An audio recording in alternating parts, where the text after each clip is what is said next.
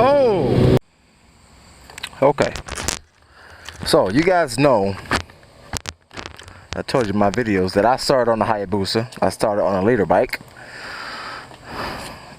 And I had no previous experience with motorcycles before I took my training course. So I took my training course 1 year, and then the next following year I didn't ride any bikes until the next year when I bought my Hayabusa. So I posted a video about that, about how I started on the Hayabusa, and I also posted videos on how you can or how you should, why you should start on a leader bike, and I give you my views and my points and everything. So I figured I actually show you what I did to successfully learn on a leader bike. And when I mean successfully, I mean I haven't crashed. I mean near misses, I really haven't had any serious, nothing more than your regular driving experiences. So I figure I show you a video. I'm probably gonna break it up into maybe two, maybe three parts about how to start on a leader bike. Okay, so step one is obviously, I'm assuming you're taking your training course. So step one is bring your bike to a isolated area, like this area right here, the street. It's not a really main street. Nobody coming up and down it. I consider it a stoplight and nobody's even coming behind me. So it's really quiet, residential neighborhood. And what I'm gonna do is I'm gonna go up and down the street, up and down, just to get comfortable with the power and the sensitivity of the bike. Because you don't want to get your bike with that little experience and getting on the main road. I mean, look, you're already doing something that most people say you shouldn't by riding a leader bike for your first bike. So let's do it right. My motto in life is, if you're gonna do wrong, do it right. So obviously make sure you're gassed up. Obviously wear your gear, but I have to warn you, you're gonna get hot. The reason being is we're not gonna be going that fast, or you're not gonna be going that fast. You shouldn't be. I would say stick to a no more than 40-mile-an-hour zone, but most residential streets don't really go that high. This one's going to be 25 miles an hour to 35 miles an hour, which is very comfortable. But the bike's going to heat up because it's not really good for sitting around in traffic. And don't worry, when you get good at the bike, your bike will almost never overheat or feel hot unless you're in stop and go traffic. But for right now, we're going to be riding around a residential area for a long time, because we're going up and down and up and down. So it's going to be, my fan's going to turn on. When you're regularly riding, your fan will almost never turn on, because you're moving. But for your beginner stages, it's going to get hot. Your seat's going to get hot. Now this video is not just for a Hayabusa to learn on, but also for any leader bike. So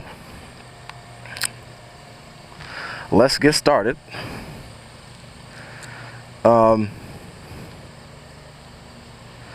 What would I suggest? Alright, so we turn the bike on, get it started, and when you're starting on a leader bike, until you get comfortable starting off the throttle, right? Starting off with the throttle by itself, the throttle and the clutch, until you get comfortable with that friction zone, start out just with the clutch.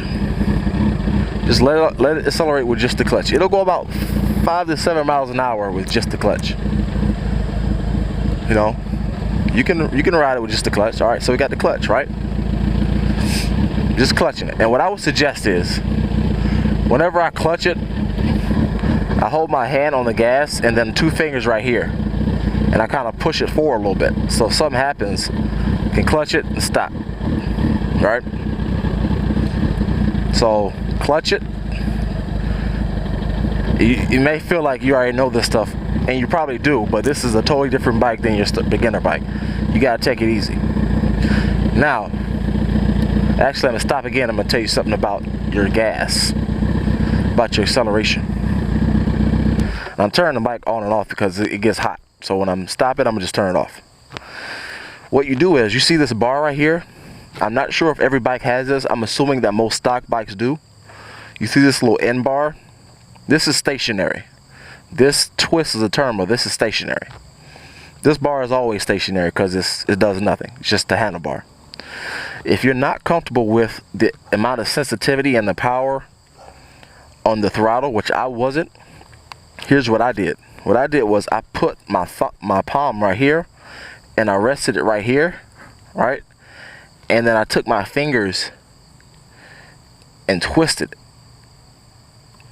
I held my finger right there and just twisted it with my fingers just a little bit. You'd be surprised how much power you get just from twisting your fingers like that, until you get comfortable with it. So I'll show you.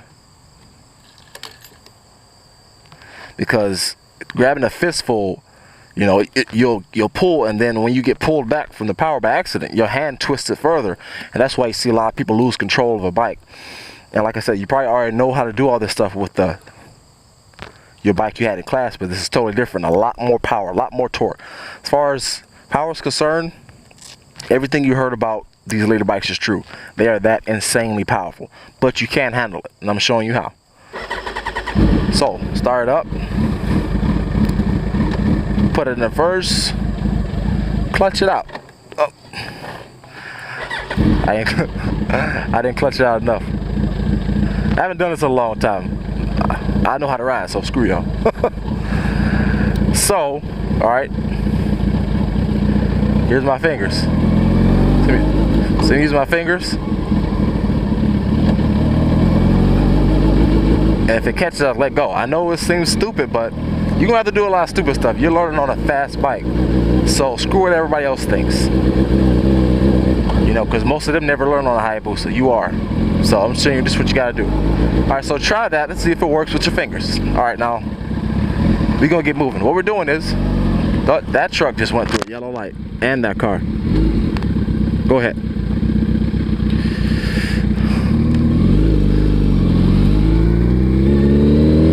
So 25 miles an hour zone. This is a sweet spot for you. It's all you need. 25 miles an hour. And by the way, don't one-hand it. How you doing, sir? Don't one-hand it. Don't try to act cool. Act like you know what you're doing, because you don't. Trust me, when I first started out, I was clutched up like this, squeezing it. I had the Kung Fu death grip. I was like, going up to third. This right here scared me, going 25 miles an hour, because it's so sensitive. But I got used to it. So 25 miles an hour, just ride it.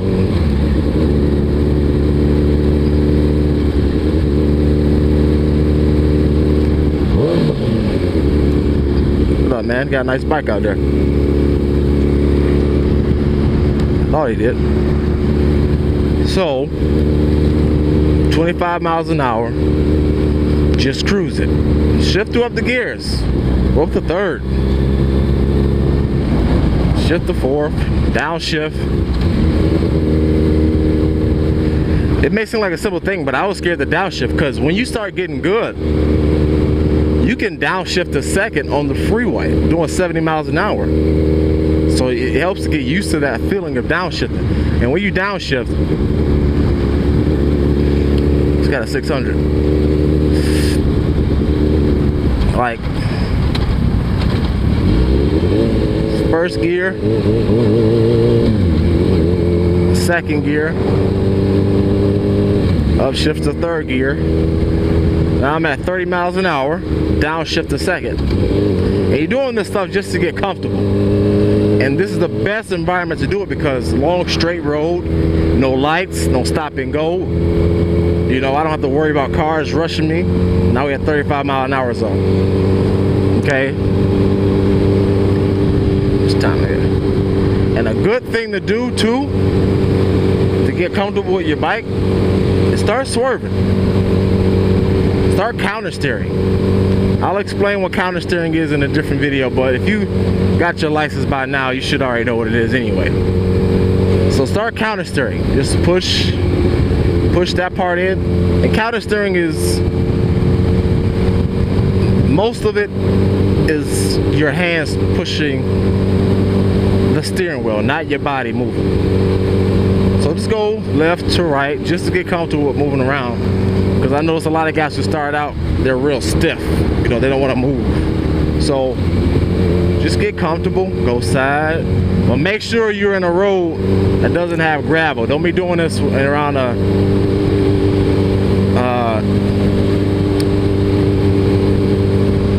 Don't be doing this on a road that has a lot of rocks and loose stuff. This road is nice and smooth, so I feel comfortable doing it. And try to stop swerving when you see a car coming. It makes them feel uncomfortable. And you don't want to swerve and get hit. So back and forth. And I'm turning around in this school. So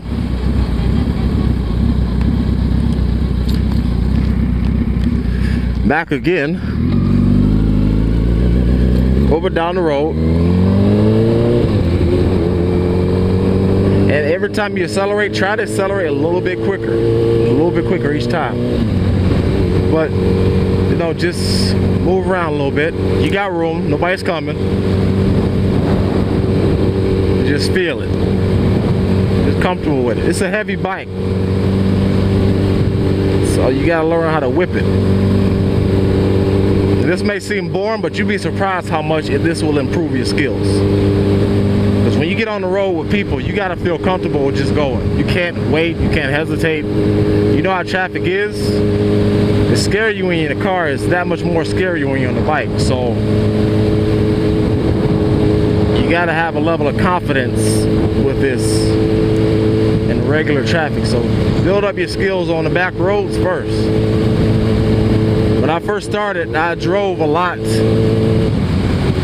on my way to work. And I would drive sometimes early in the morning, sometimes late at night when nobody was on the road. And that built my skills up so quickly, and I was so comfortable doing it because nobody was around.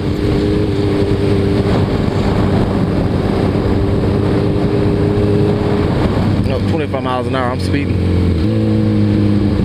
Now when you downshift, it's going to be a big jerk. That's called engine braking. Your engine is slowing your bike down without brakes.